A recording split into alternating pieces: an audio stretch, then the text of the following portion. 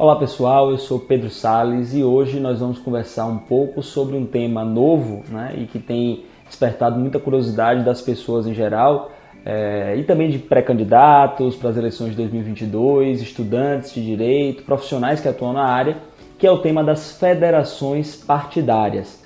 As federações partidárias foram introduzidas no nosso ordenamento jurídico em setembro de 2021, né, na reforma que foi promovida pelo Congresso Nacional das normas eleitorais. Bom, a federação partidária veio para substituir as coligações nas eleições proporcionais, né? A gente sabe que desde 2017, com a emenda constitucional número 97, foram proibidas as coligações nas eleições proporcionais, ou seja, as eleições para deputado, seja federal, seja estadual, nas eleições também para vereadores, tá? Então, o Congresso entendeu, após muita discussão, que ainda seria necessário algum instrumento para que os partidos políticos pudessem se associar para disputar eleições, tá? Então, algumas pessoas têm dito que as federações são novas coligações ou que o Congresso deu um jeitinho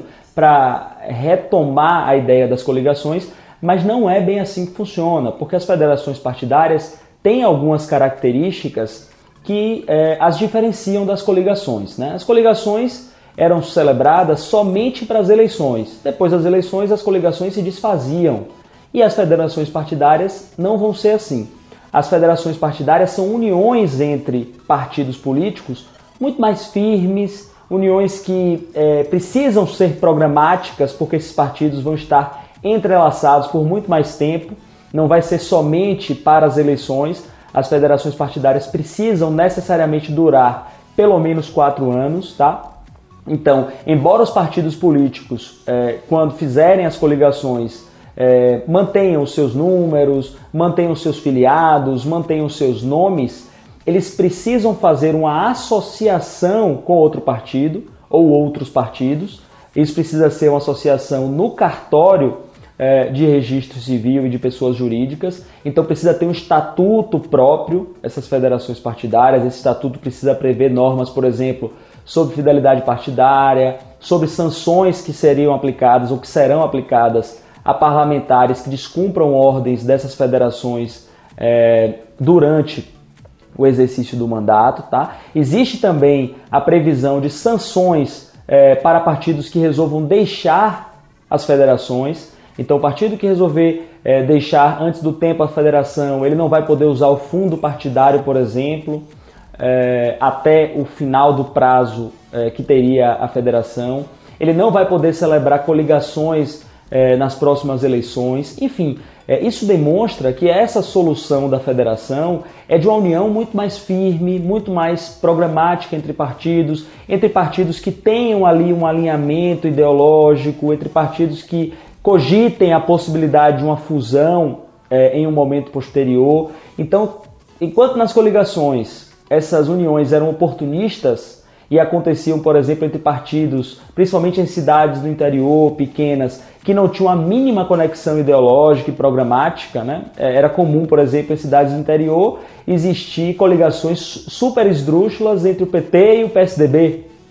Nas federações partidárias isso não vai acontecer, porque PT e PSDB, pelo seu desalinhamento programático, ideológico, não vão querer firmar uma união por 4 anos, com uma série de regras, para não só disputar as eleições, mas para se manterem quase que como se um único partido fosse durante a legislatura, né? Então, nas federações, por exemplo, após as eleições, na composição do Congresso Nacional, as federações vão ter bancadas próprias, vão ter lideranças próprias no Congresso Nacional, tá?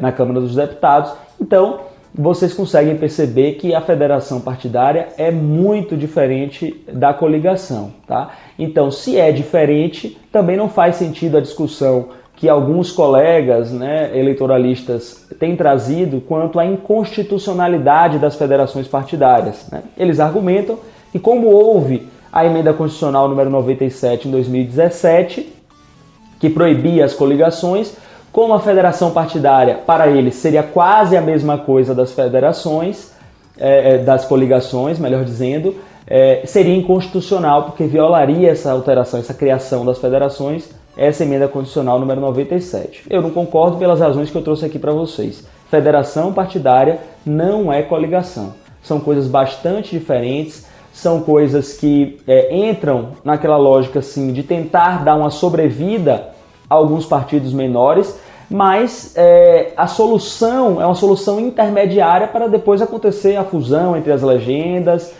ou algo do gênero, tá? Então não é algo somente oportunista. Ninguém vai, por oportunismo, se associar a um partido que ele vai ser obrigado a ficar no mínimo 4 anos. E esse prazo é um prazo mínimo, porque as coligações podem ter prazo indeterminado, tá? Então tem esse passo a passo, é preciso registrar em cartório, depois é preciso ter uma aprovação do TSE, e tudo isso precisa acontecer em até 6 meses antes da eleição para que seja possível essa federação participar das eleições. Então são regras específicas, são regras distintas das coligações. As coligações continuam acontecendo para cargos majoritários, então na eleição desse ano, senador, governador, presidente da República, para a disputa desses cargos vai ser possível as coligações. Mas de todos os outros cargos, somente será possível a realização de federações partidárias. Alguns partidos já têm se movimentado nesse sentido, e aí vocês conseguem perceber esse alinhamento programático, né?